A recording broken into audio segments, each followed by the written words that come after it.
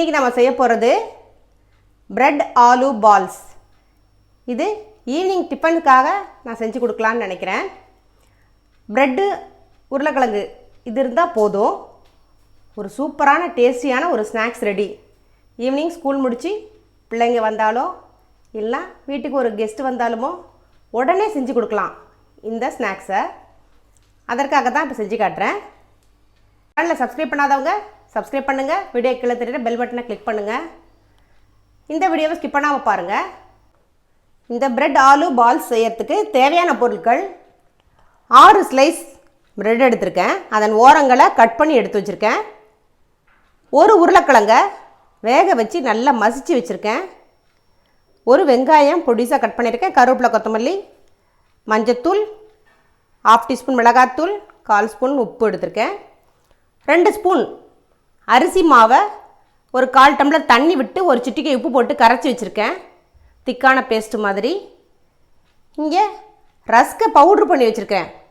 இதற்கு பதிலாக நீங்கள் பிரெட் க்ரம்ஸ் கிடைச்சாலும் யூஸ் பண்ணிக்கலாம். தண்ணி எடுத்து வச்சுருக்கேன்.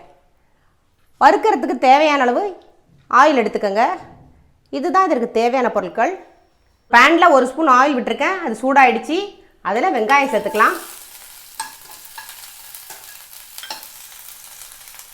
அதில் கொத்தமல்லி சேர்த்துருவோம். மஞ்சத்தூள், மிளகாய்த்தூள்,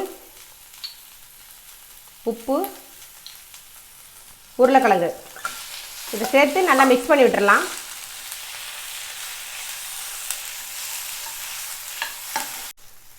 இப்போது உருளைக்கிழங்கு மசாலா ரெடி ஆகிடுச்சு.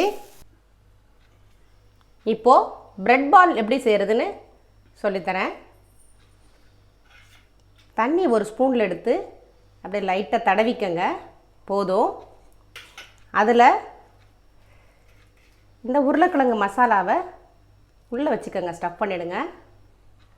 அதை அப்படியே மூடி அப்படியே உருண்டையாக பாலாக பிடிச்சிருங்க.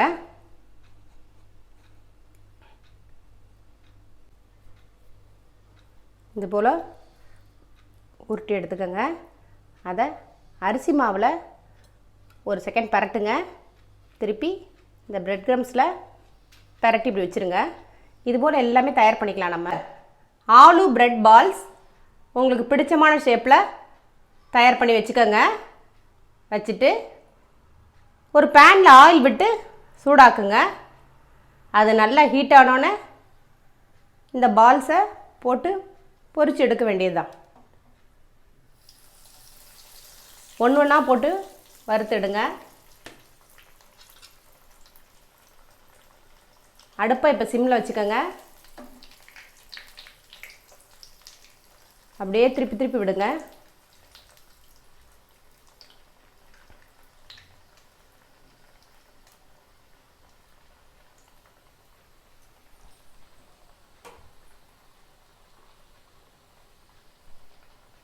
எடுத்துடலாம்.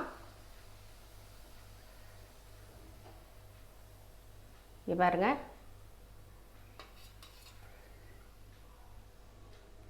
இதுபோல் எல்லாத்தையும் வறுத்து எடுத்துடலாம். நம்ம ஸ்நாக்ஸு சூடாக ரெடி ஆகிடுச்சு. பாருங்கள் எவ்வளோ குயிக்காக செஞ்சு முடிச்சிட்டோம். அதற்கு சாஸ் தொட்டு சாப்பிட்டு பாருங்கள், இன்னும் ரொம்ப நல்லாயிருக்கும். இதுபோல் டிஃப்ரெண்ட்டான ரெசிபிஸ் பார்க்குறதுக்கு என் சேனலை சப்ஸ்கிரைப் பண்ணுங்கள், வீடியோக்கு எடுத்துகிட்டு பெல் பட்டனை கிளிக் பண்ணுங்கள், லைக் பண்ணுங்கள், கமெண்ட் பண்ணுங்கள், ஷேர் பண்ணுங்கள். உங்களுக்கு வேறு ஏதாவது புது ரெசிபி தேவைப்பட்டால் கமெண்ட் பாக்ஸில் போய் சொல்லுங்கள், நான் செய்து அப்லோட் பண்ணுறேன். நன்றி.